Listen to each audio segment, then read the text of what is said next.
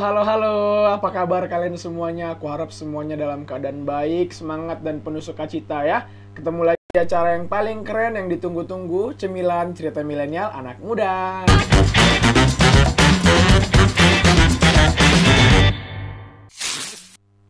Ya teman-teman, akhir-akhir ini banyak banget konten-konten yang bicara soal satu filsafat yang katanya ini obat anti galau, obat dari segala orang-orang yang overthinking, para overthinker ya. Kita mau bahas satu filsafat yang sebenarnya udah ada dari zaman dulu tapi ngetren lagi karena anak muda sekarang lagi kayak on-onnya nih, mau mereka bingung ini aku pahami ini atau enggak ya. Terus gimana nih soal agamaku? Nah, kita mau bahas itu yang bernama stoikisme. Itu yang katanya, yang tadi aku bilang obat galau, terus obat para orang-orang yang overthinking. Kita mau bahas apa sih sebenarnya stoikisme itu? Terus gimana juga kita semua anak-anak muda Kristen menyikapi tentang satu filsafat ini. Kita mau bahas sama dua narasumber aku yang keren-keren. Kita mau kenalan dulu ya. Mana kameranya? Silakan menghadap mereka berdua. Ini mereka. Tepuk tangan untuk mereka berdua dulu. Ya. Ya, kita mau kenalan dulu sama satu-satu. Entah mereka penganut stoik juga atau apa, nanti kita akan tahu dari jawaban-jawaban mereka ya. Iya. Kita kenalan dulu dari yang paling ganteng di antara kami bertiga. Silakan, kamu. Perkenalannya apa aja? Perkenalan, nama, kerjanya sekarang apa, kamu belum ya? Banyak juga. Oke, kenalin, nama saya Daniel Ardiansyah. Saya mahasiswa teologi di Institut Injil Indonesia tingkat 2, Bang. Tingkat 2. Ya. Oke, terima kasih Daniel. Tepuk tangan dong untuk Daniel. Oke. Oke, yang kemudian yang paling cantik di antara kami bertiga, silakan kamu kenalkan dirimu. Halo semuanya. Halo. Kenalin, nama aku Iren Clarissa Matondang, biasa dipanggil Iren. Aku orang Batak. Iya, Horas. Ya, ya. Itu info penting, guys. Kamu tadi orang apa, Dan? Kamu nggak bilang, kan? Iya, aku orang Betawi. Orang Betawi, oke. Tribi nih. Iya kan? Oh iya benar. Iya. Batak, Betawi. Ya, Ya. ya kali. Oke, lanjut, Ren.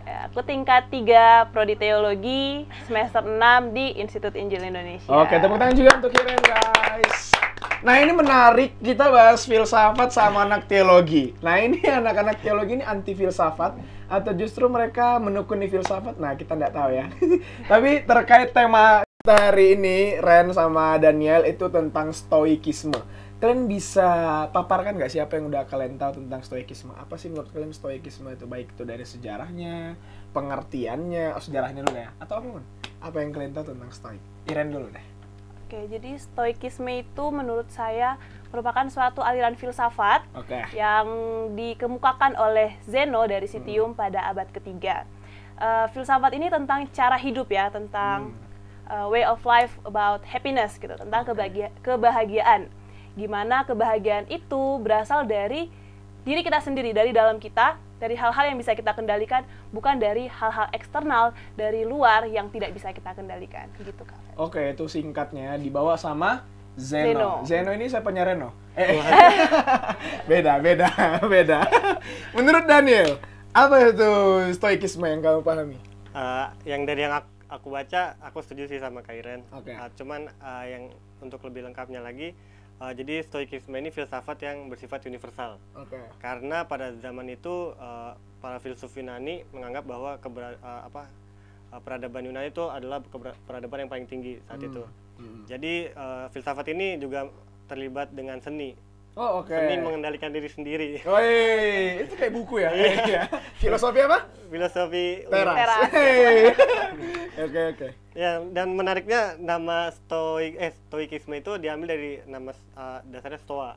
Stoa itu tempat di mana mereka belajar. Kelasnya di tangga gitu, pertemuan di tangga gitu kan. Nah, jadi filsafat ini adalah filsafat yang sebenarnya udah banyak didengungkan di masyarakat sih. Udah dari zaman kapan gitu ya? Iya.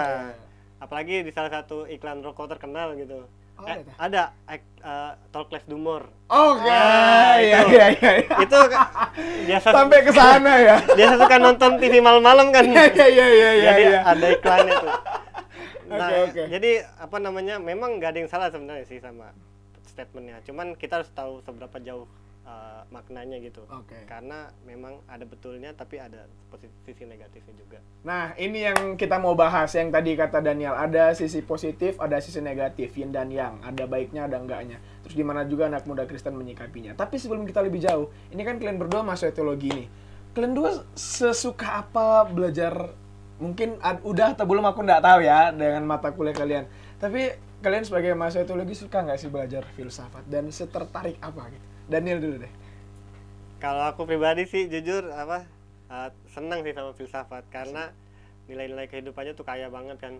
Tapi ya ada ketakutan tersendiri juga gitu. Takut terpengaruh. Iya, filsafat lebih tinggi gitu daripada pengetahuan akan teologinya. Iya, makanya setiap kali belajar filsafat harus cari tahu kelemahannya dulu lah. Benar. Supaya bisa menilai sejauh mana kita bisa ambil sisi positifnya gitu. Baru kita tarik sampai mana kita bisa mengurangi tingkat yang negatifnya gitu kita tekan gitu. Dan bisa memfilter ya. Bisa memfilter ya pastinya. Iren, semenarik apa filsafat bagi kamu? Ya, sebagai mahasiswa teologi yang sudah belajar filsafat ya. Asik banget. Kok gitu Bucor? Maka saya berpendapat bahwa saya tidak menyukai filsafat. Oke. Ini dua hal yang bertentangan ya, antara yang suka dengan yang tidak suka. No problem. Nggak suka karena I guess firman Tuhan itu enough gitu loh untuk membimbing kita dalam kehidupan gitu. Belum lagi filsafat kan ada yang baik, ada yang enggak gitu. Jadi kayak dan kayaknya mumet banget ya. Mumet banget Kak dengan bahasa-bahasanya. Iya, dari namanya aja kayaknya udah ini banget ya. Tapi mau tidak mau sore ini kita harus bahas itu ya Ren ya. Iya. Nah, terkait stoikisme tadi teman-teman, kayak aku bilang ini tuh sedang marak banget di kalangan anak muda. Dan ada hal yang menarik. Nah, menurut yang udah kalian pelajari, lepas dari Iren suka atau tidak sukanya, apa menurut kalian yang bikin stoikisme ini disukai sama anak muda, Iren? Ini merupakan sesuatu yang menolong anak muda banget sih Kak, menurut aku.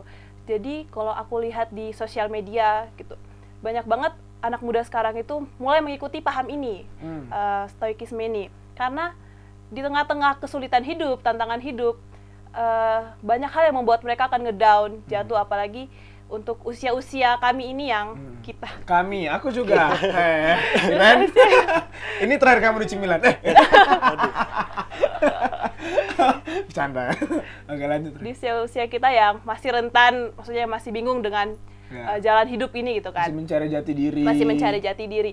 Terus paham ini tuh menolong kita banget untuk menemukan kebahagiaan yang bisa kita kontrol. Benar. Apalagi anak muda dengan banyak yang paling merasa banyak beban gitu loh, kayak berusaha mencari kebahagiaan itu apa dan di mana dan benar-benar muasin diri sendiri. Dan mungkin mereka terjawab dengan adanya paham stoikisme ini. Menurut Daniel, apa yang membuat paham stoik ini menarik anak muda? Paham stoikisme, mungkin mereka melihat dari point of view dari stoikisme sendiri sih, titik beratnya.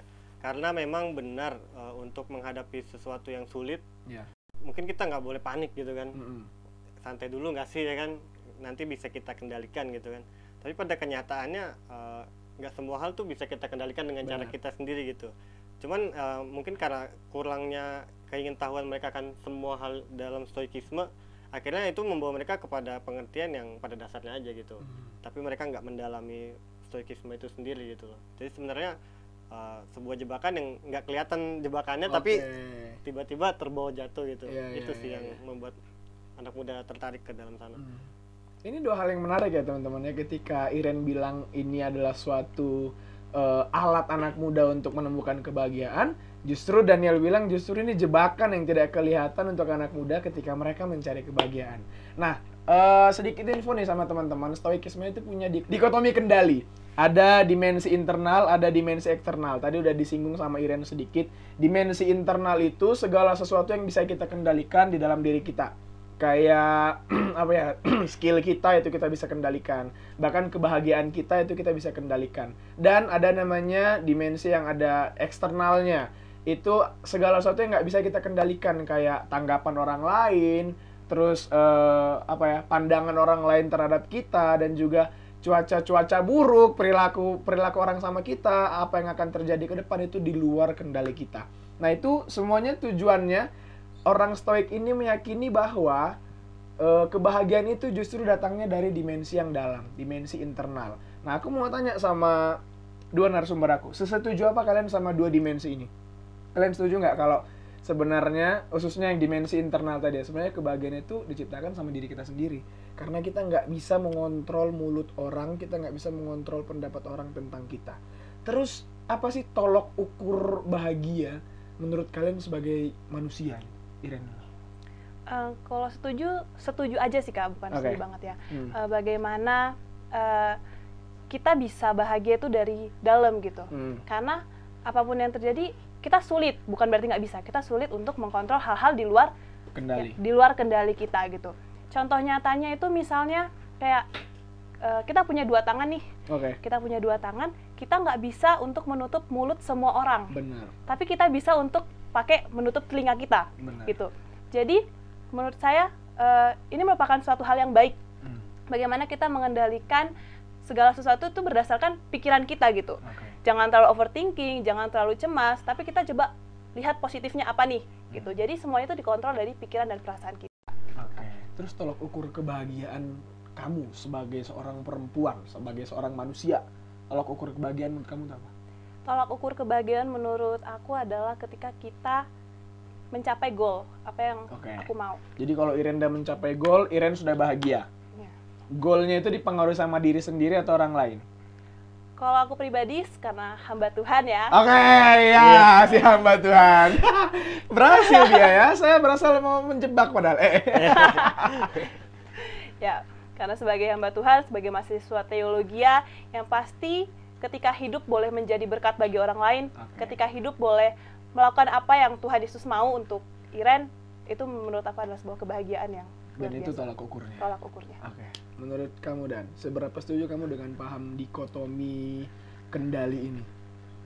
Atau kamu nggak setuju? Ada orang lain juga mempengaruhi kebahagiaanku kok gitu. Siapa tahu ya kan? Kalau setuju nggak setujunya 50-50 ya. Karena karena memang benar kebahagiaan itu diciptakan dari diri kita gitu. Tapi satu hal yang saya pegang adalah kebahagiaan itu nggak bisa direkayasa ya. Karena kalau misalkan kita ciptakan sendiri itu sama kita merekayasa kebahagiaan untuk diri kita sendiri gitu. Sedangkan kebahagiaan itu adalah suasana yang tercipta dengan terjalinnya hubungan yang erat antara kita sama Tuhan. Itu kebahagiaan yang sesungguhnya kan. Cuman kalau dibilang seberapa bahagia kita, itu mungkin orang lain kan pasti punya penilaian sendiri kan. Ada yang bahagia tuh dari hal-hal yang kecil banget gitu loh, ngelihat gundu aja sudah bahagia banget. Gundu, gitu kan. Tolong jelaskan apa itu gundu, Daniel. Gundu itu kelereng kan? Kelereng, iya. Kamu kami namanya guli. Guli. Gundu, Iya, maksudnya kan hal-hal yang mungkin sepele buat kita, tapi itu bisa bikin kita bahagia. Itu kan mungkin orang lain bilang, apaan sih ini orang freak banget gitu kan. Padahal itu adalah kebahagiaan gitu. Itu suasana yang tercipta yang membuat kita bahagia. Tapi kan itu tidak bisa bahagia menurut orang lain. Makanya kebahagiaan itu menurutku perspektif sih, nggak bisa dibilang dari luar atau dari dalam. Tapi sebenarnya memang faktor luar pun tetap dapat mempengaruhi, karena bagaimanapun juga untuk mengendalikan diri kita harus juga mengenal sekitar kita kan. Ya, itu. Ini menarik ya teman-teman. Dua paham yang berbeda ini. Saya kayak gini senang 5 jam juga akhirnya. Mohon maaf, ini acara apa jadinya. Tapi ini pertanyaan colongan lagi ya. Kita suka menyolong nih. Menurut kalian berdua apa sih masalah terbesar yang dihadapi sama anak muda sekarang terkait dengan paham stoikisme ini? Karena menurut aku gini, anak-anak muda kita sekarang itu satu, kayak susah mengontrol perasaannya terhadap komentar orang lain. Terus yang kedua, sebenarnya bukan haus, tapi kayak pengen diakui, ya nggak sih? Jadi kalau dia ada buat ini, dia harus diakui dan itu bikin dia bahagia. Sehingga makanya kayak tadi aku bilang ya sama Iren juga, sebenarnya Daniel juga ada bilang, ini tuh paham udah lama banget. Cuma karena emosi anak muda yang sekarang pengennya gitu, nongol lagi deh paham-paham yang kayak gini. Ini gimana menurut Iren? Bukan paham, masalah terbesar anak muda sekarang dan maksudnya kamu melihat ini gimana? Iya.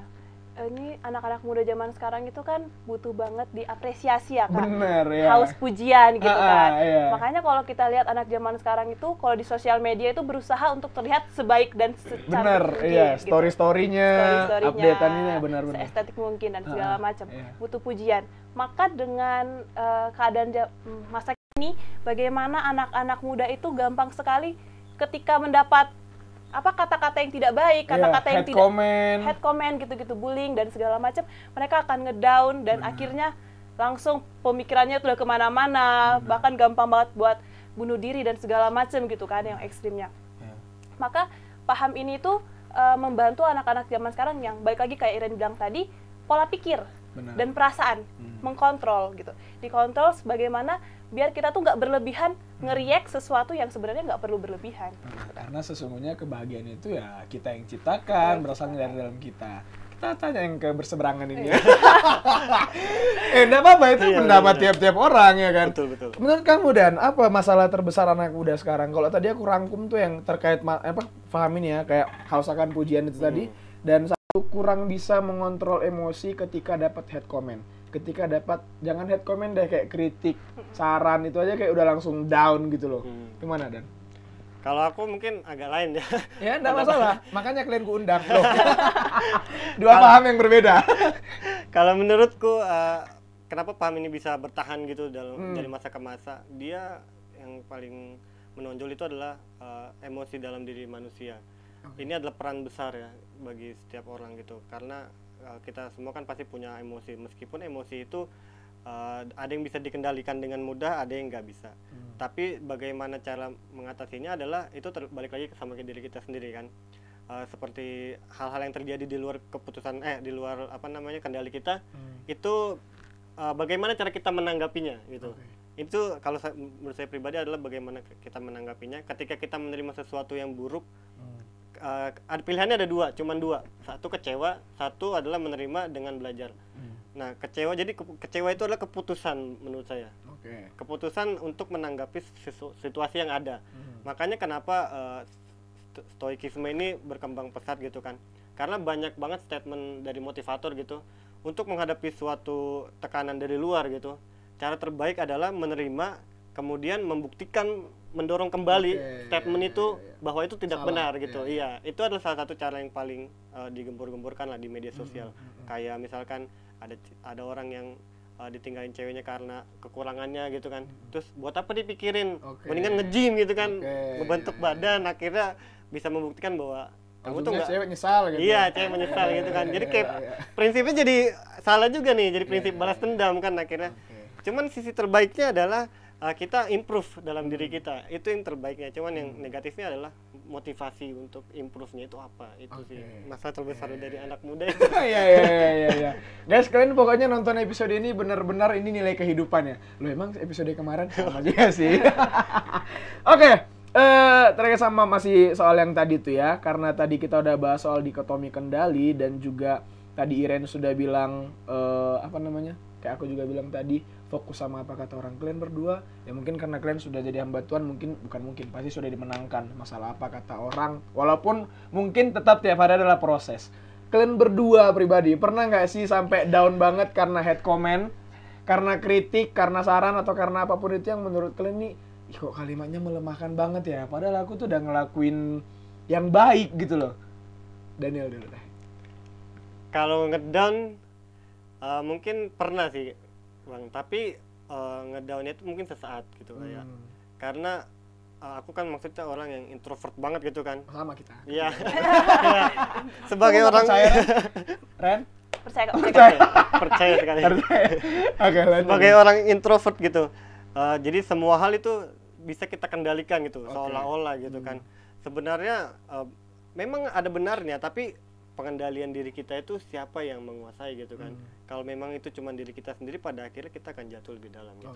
Tapi ketika menemukan bahwa semua cacian yang masuk gitu, terus membuat kita, oh ternyata kurangnya di sini nih, jadi bahan introspeksi. Iya, besok orang ini akan kutemuin lagi, tapi dia akan melihat bahwa, oh ternyata yang kunilai berlawanan gitu.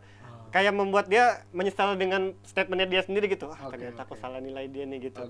Maksudnya itu yang selama ini kupegang sih. Mungkin salah sih sebenarnya, karena aku akhirnya mengandalkan diriku sendiri gitu.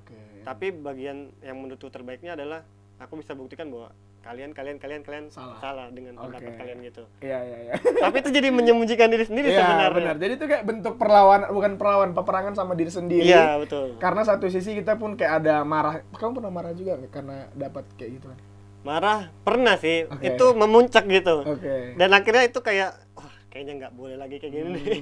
Karena akibatnya terlalu fatal gitu kalau udah sampai sesuatu yang dipendam terus seolah-olah kita lawan, padahal itu sebenarnya kita lagi taruh, kita kumpulin, akhirnya tiba-tiba membludak, nggak ketampung lagi gitu. Dan menurut aku itu salah satu sisi gelapnya introvert ya. Sisi gelap. Mendem. Kok Fulcar ketawa? Oh ya, sama ya. mendem nanti jadi kayak apa ya? Bom waktu. Bom waktu, bener. Meledak gitu ya. Oke, menurut Iren, iya, pengalaman kamu pernah down nggak karena menerima hate comment dan ya sejenis itu? Iya, pernah sih Kak, apalagi dari SD ya, kalau flashback jauh banget itu benar-benar yang kayak kena bully dan segala macam sampai SMP karena fisik gitu, kan dibilang hitam, dekil dan segala macam ya.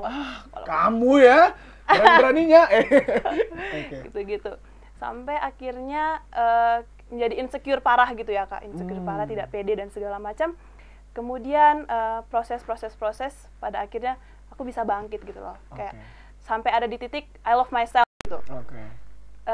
Jadi dari head comment itu semua membentuk aku gitu loh. Aku bangkit gitu loh, ya mulai ngerawat diri dan segala macam sehingga jadi yang sekarang ini yaitu karena mungkin kena bully dari dulu gitu kan. Jadi bikin aku sadar diri, wake up gitu. Nah ini berdasarkan jawaban mereka ini kita bisa nilai mereka ini sebenarnya stoik atau gimana? Nanti kita bahas teman-teman.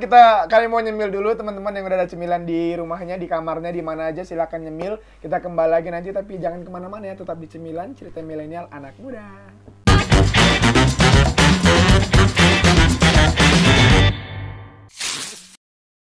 Oke teman-teman, balik lagi sama aku, Daniel dan juga Iren. Kita masih di Cemilan dan kita masih bahas satu tema filsafat yang keren yang sekarang lagi ngetren lagi, yaitu stoikisme. Kayak tadi kami bilang bahwa sebenarnya filsafat ini udah ada dari zaman kapan, udah lama banget. Dan ini lagi in-nya banget, lagi in-on apalah. Pokoknya lagi ngetren banget, khususnya di kalangan anak muda. Nah tadi Daniel sama Iren udah bilang, kenapa anak muda sangat tertarik sama paham ini, dan kenapa juga ini kayak jadi jembatan tapi juga sekaligus jebakan, kata Daniel. Ya teman-teman, karena ini sedang ngetren dan juga sedang up-upnya banget, apalagi up di anak muda, sadar nggak sadar sebenarnya kita pun kayaknya udah menerapkan. Ini sadar nggak sadar kita kayaknya udah menerapkan. Nah nanti kita mau tanya nih sama Daniel sama Iren, apa sih sebenarnya yang kalian bisa kasih contoh nyata nggak? Apa kayak contoh kecil atau contoh besar juga nggak apa-apa. Karena yang lagi ngetrennya secara nggak sadar anak muda itu sudah menjadi seorang stoik. Sadar nggak sadar. Tindakan apa sih yang menurut kalian secara nggak sadar anak muda, entah anak muda umum, anak muda Kristen, sebenarnya mereka itu seorang stoik gitu. Daniel dulu deh. Oke. Kalau menurutku untuk mengembalikan kesadaran kita tentang stoik ini sebenarnya agak sulit ya Bang. Tapi sebenarnya dapat kita temukan dari hal-hal yang paling kecil gitu loh. Kayak ternyata stoik ini menyebabkan kita terlena akhirnya. Oh, kayak lagu dong. Iya. Terlena. Itu ada. Karena kan dari prinsipnya stoik sendiri kan dia tidak acuh terhadap dunia luar gitu kan. Tapi dia lebih kepada for myself lah pokoknya. Jadi dia mengabaikan hal yang di luar gitu. Pada akhirnya itu membawa dia kepada malasan juga sih, kemalasan, terus ketidakpedulian. Sebenarnya pada akhirnya itu justru menghancurkan dirinya sendiri gitu loh. Karena sesungguhnya obat terbaik untuk memperbaiki diri termasuk dari orang lain juga. Bagaimana kita belajar dari orang lain. Tetapi seringkali kita merasa bahwa orang lain belum tentu bisa apa yang aku pahami gitu, belum tentu mengerti apa yang aku mengerti gitu.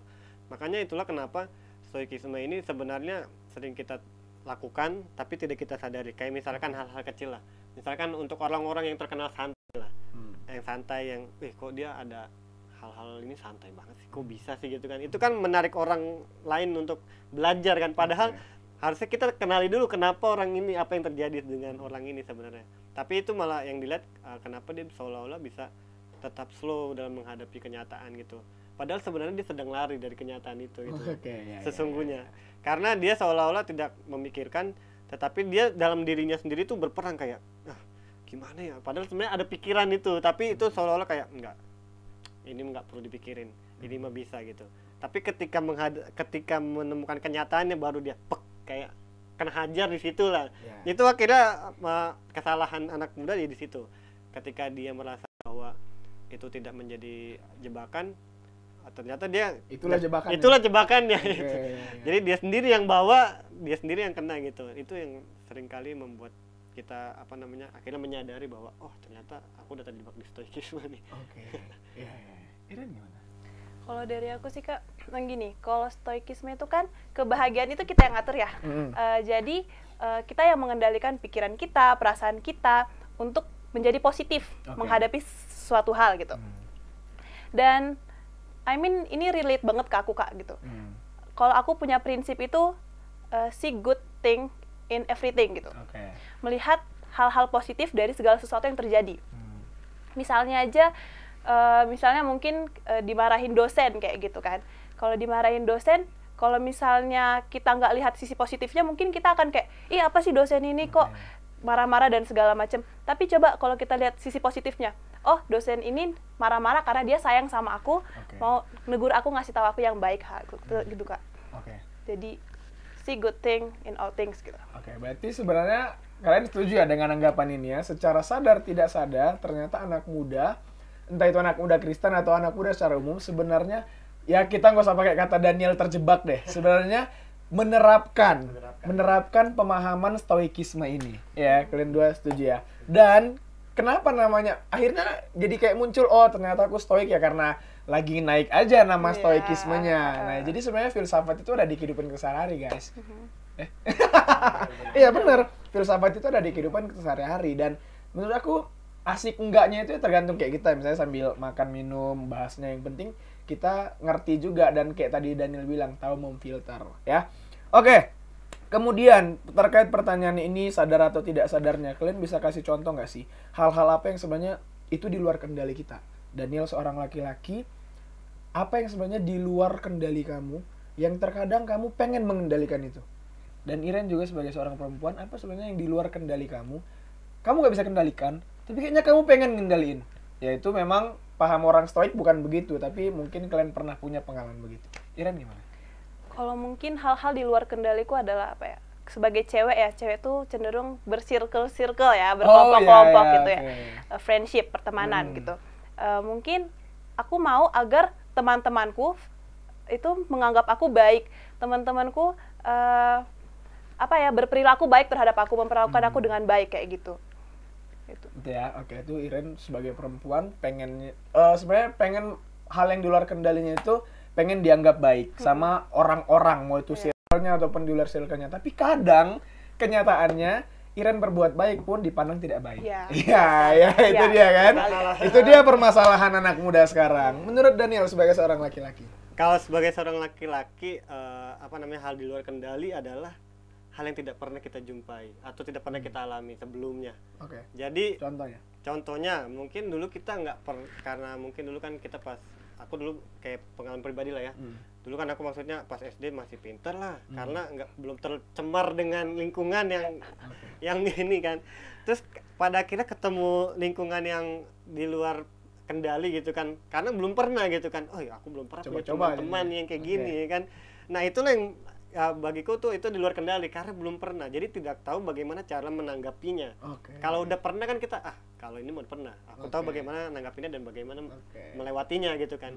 Nah pada akhirnya ini jadi kelemahan terbesar karena ketika kita melihat ini nggak pernah lagi, gimana ya caranya, kita jadi malah bertanya-tanya sama diri kita dan akhirnya nggak menemukan solusi karena kita merasa bahwa ini yang nggak pernah aku hadapin.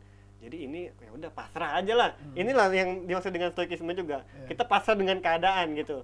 Setelah kita pasrah, akhirnya kita tahu bahwa harusnya kayak gini pas sudah lewat, tapi kita udah nerima ganjarannya gitu. Harusnya kayak gini nih. Nanti kedepannya udah tahu lah caranya. Kalau sesuatu yang terjadi belum kita alami lagi, itulah yang itulah yang hal-hal dari luar yang tidak kita tahu gitu.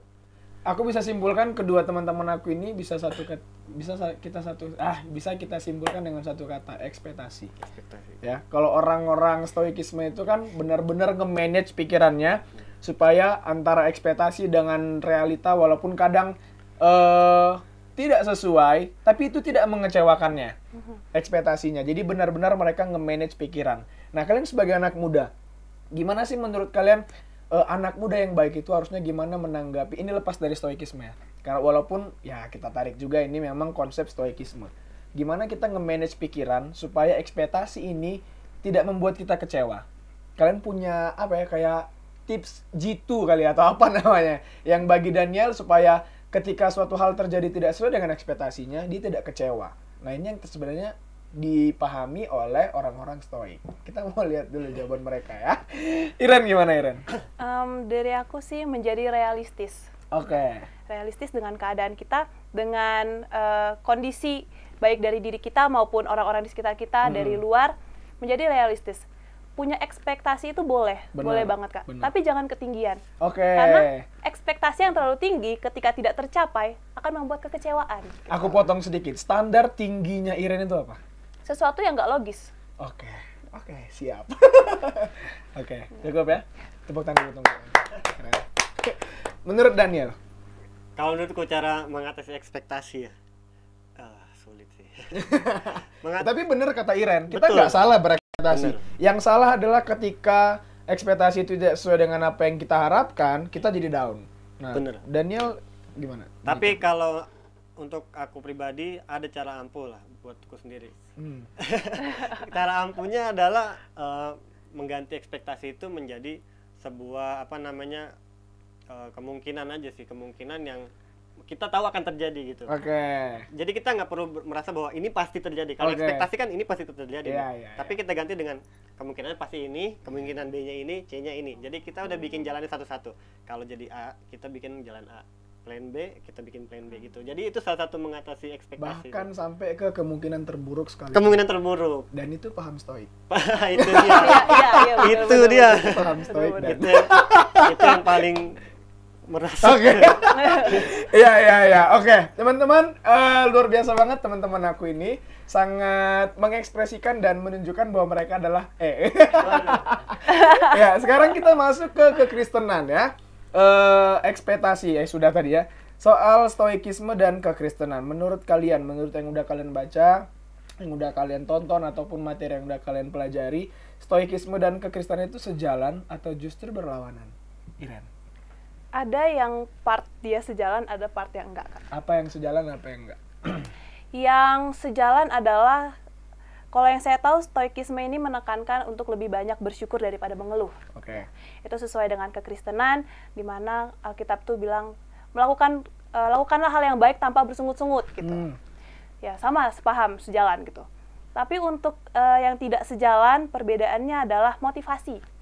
Stoikisme ini adalah motivasi kita mencari kebahagiaan untuk diri kita sendiri, dari diri kita sendiri gitu kan. Sementara kalau kekristenan mengajarkan bahwa sumber kebahagiaan kita adalah dari Tuhan Yesus, kebahagiaan yang sejati gitu. Jadi perbedaannya di situ sih Kak, motivasinya gitu. Kita bahagia karena apa dan mengapa gitu. Oke. Mungkin kalau kita bahasakan, stoikisme ini lebih ke egosentris, tapi kekristenan lebih ke teosentris. Ya. Kristosentris. Kristosentris. Menurut Daniel, ini sejalan dengan kekristenan atau bertentangan? Kalau sebenarnya sebelum masuk ke Kristenan ya, karena kekristenan kan udah mengerucut sekali kan. Sebenarnya paham ini merasuk ke berbagai agama. Termasuk, maksudnya nggak perlu saya sebutin tapi sebagian besar. Karena dia menekankan perbuatan baik. Perbuatan baik itu dapat mengendalikan seluruh aspek kehidupan. Itu kan tandanya dari dalam bisa mengendalikan di luar gitu. Sebenarnya ini sangat bertentangan karena semua yang ada itu kan terjadi karena ada Tuhan gitu kan yang mengendalikan kehidupan kita. Nah, inilah kenapa kita harus mengenal sejauh apa titik yang terlemahnya stoikisme. Jadi yang dari hasil yang aku baca itu, titik terlemah dari stoikisme adalah dia pasrah akan keadaan, tapi dia sendiri meyakini bahwa keadaan di luar itu bisa mengendalikan dia gitu loh. Tapi dia sendiri pasrah gitu. Ini kan suatu hal yang bertentangan dalam stoikisme gitu loh. Kayak misalkan takut akan hal-hal yang di luar diri kita kan, misalkan takut akan Tuhan. Itu kan di luar kita kan. Tuhan itu kan pribadi yang di atas sana gitu.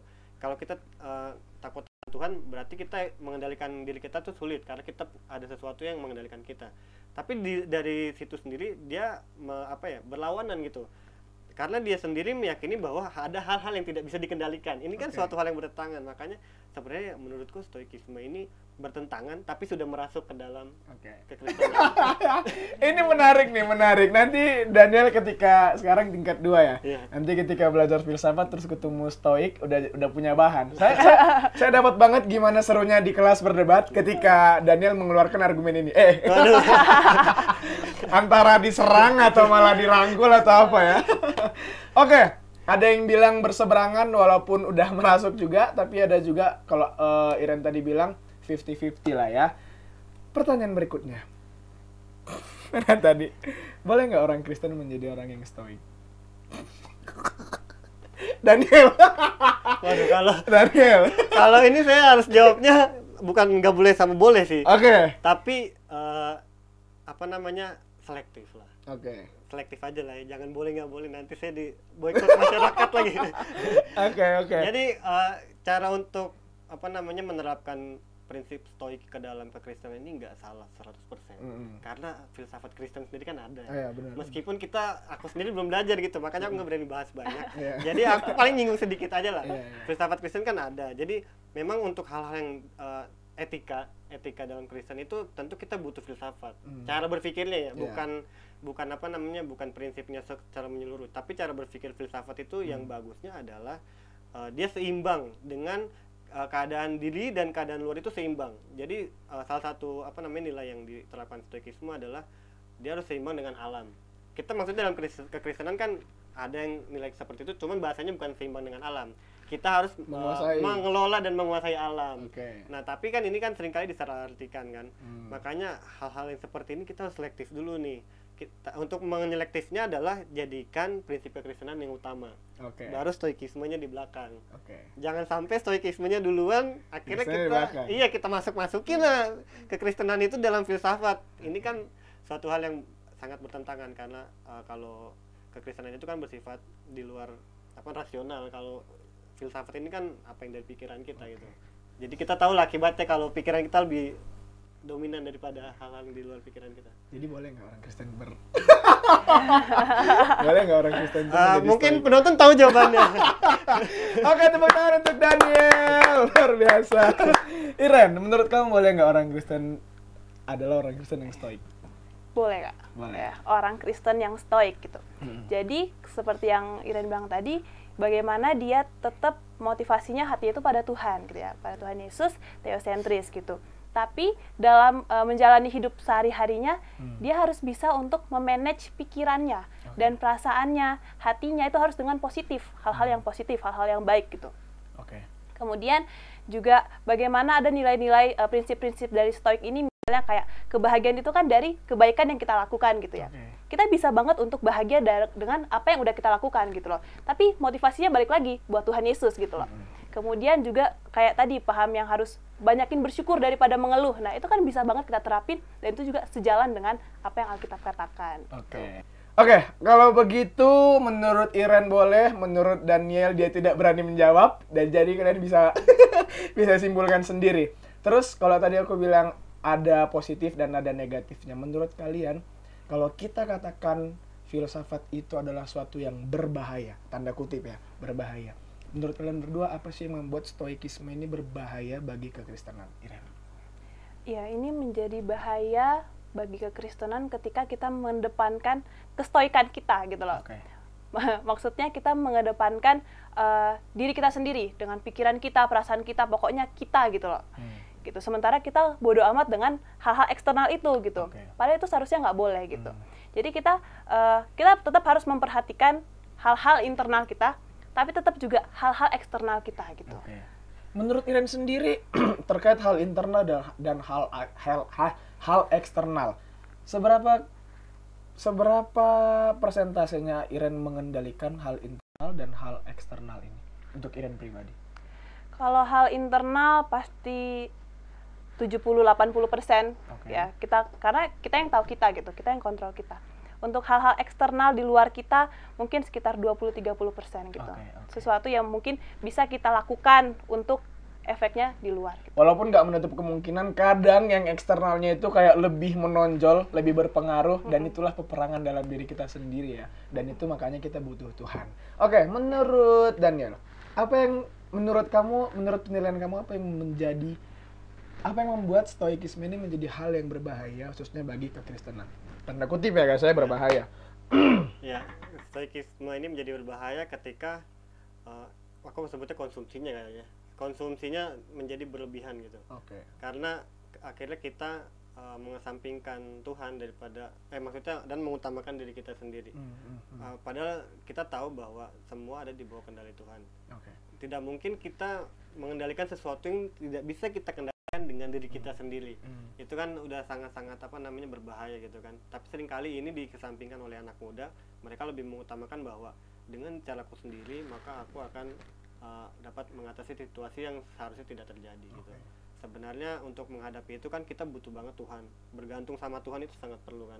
Memang benar berpasrah dengan keadaan itu memang ada benarnya, tapi tidak sepenuhnya benar. Itu mungkin 90-80% lah benar. Karena kita harus tetap bergantung sama Tuhan yang menjadi sumber kendali kehidupan kita. Itu yang harus menjadi titik utama supaya stoikisme itu tidak menguasai kita. Menurut aku pribadi justru bergantung sama Tuhan dengan pasrah itu kayak beda nggak sih? Beda banget. Ya, bergantung sama Tuhan tuh kayak bener-bener kau punya pengharapan, bukan kayak ya udahlah itu kan pasrah kan. Tapi kalau misalnya kau bergantung sama Tuhan, even kau mengalami hal yang terberat, terburuk di dalam hidupmu pun, kau tetap yakin akan ada pelangi habis hujan ya. Itu kalau bergantung sama Tuhan. Nah, next teman-teman, apa yang mau kalian sampaikan sama anak-anak muda di luar sana terkait paham stoik ini? Terkait ini misalnya ada yang lagi bingung sebenarnya stoik ini sehat nggak sih? Sebenarnya paham stoikisme ini boleh nggak sih aku jadikan sebagai my way of life gitu? Daniel dulu.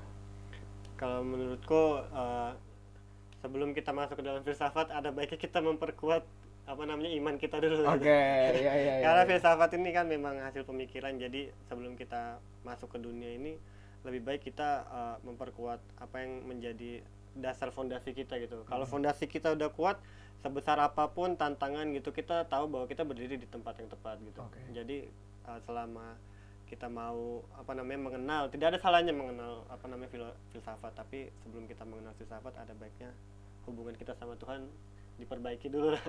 Gitu sih kuncinya. Iren, apa yang mau sampaikan sama teman-teman di luar sana? Untuk teman-teman di luar sana, ya untuk paham ini kita bisa untuk melakukannya ya, karena banyak hal baik menurut aku yang bisa kita terapin gitu. Bagaimana kita bisa menilai segala sesuatu dengan positif, bagaimana kita bisa memanage perasaan kita, bagaimana kita bisa lebih banyak bersyukur daripada bersungut-sungut gitu. Tapi di atas semuanya itu put God first gitu. Taruh Tuhan yang utama. Kita fokusnya pada Tuhan, hidup kita itu cuman Tuhan deh satu-satunya kayak gitu. Baru kebahagiaan yang lain pasti akan mengikuti gitu.